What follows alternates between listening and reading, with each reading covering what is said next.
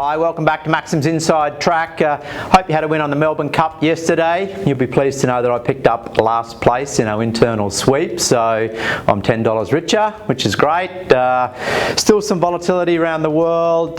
We've seen China blocking some of our Australian agricultural products, lobsters, barleys, now talking about timber, so that could be an ongoing challenge. We've seen the Labor Party get back in Queensland for another 4-year stint. Our GDT dairy platform came off for 2%. We've got concerns in the Northern Hemisphere around further COVID or significant COVID cases and further lockdowns. And we've seen our Melbourne state starting to free up a little bit, which is encouraging for our suppliers and customers down there. And I've spoken to a few of you who have gone out for a cold beer or a refreshing glass of wine, so that's pleasing to see. Onto whole milk powder now, and came off 2% on the GDT platform. Very finely balanced, this product category, with supply and demand. There is talk of New Zealand drying up a little bit in that North Island, and we haven't really seen that impact too significantly. As you see, 2% down on GDT.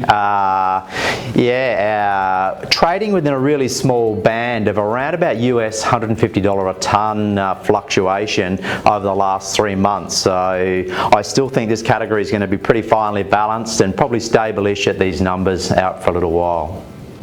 Moving on to skim milk powder now. This category's come off significantly on the GDT, down about 4+%. We've seen the US and the EU skim prices a little bit softer and weaker than Oceania, and then the Oceania prices just sort of coming back. Still not down to US or EU levels, but certainly have softened a little bit.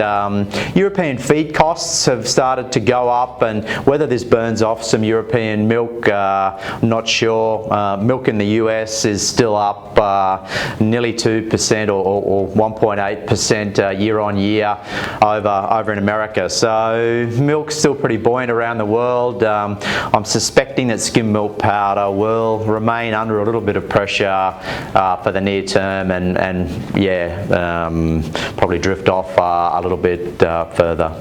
Onto the fats now, and on the GDT platform we've seen a contrast where AMF has come off a couple of percent, and butter's gone up nearly 4%. So yeah, it's making AMF pricing, being nearly 100% butter fat, looking really attractive to an 82% bulk butter product. So if you can interchange AMF with butter, AMF's looking more attractive at the moment. We've seen some weaker prices starting to develop out of Europe.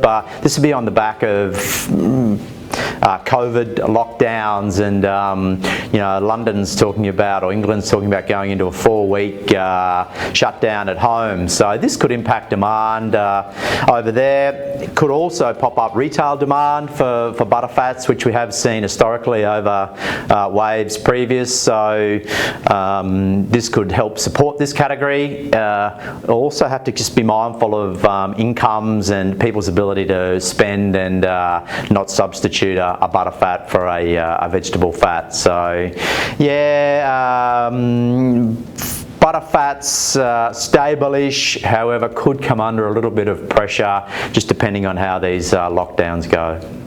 Onto cheddar now. Cheddar appears relatively stable in the EU or Europe in particular, which is good news. We're still seeing this American prices extremely high. The government has extended the lunchbox program out until the end of December, which will keep these prices, you'd suspect, pretty buoyant out of the US. Oceania product is relatively stable as well. We've seen good demand out of Southeast Asia for cheese. So this category, I think, will track sideways. Still should be good retail demand, and hopefully good food service demand in the Southern Hemisphere as we open up, but could be offset by the Northern Hemisphere. So stable-ish for cheese for the next period. On to the last category, whey and lactose. We've seen lactose prices starting to flatten out a little bit, however they're still at good dollars, so not going up or down, sort of sideways at good dollars. Whey powder starting to show some firmness, once again on the back of China demand. On the protein side of the business, some good demand in Oceania at the moment. That'll be interesting to see how that's balanced out in the northern hemisphere. There is product availability of both WPC and WPI. That concludes the dairy wrap up.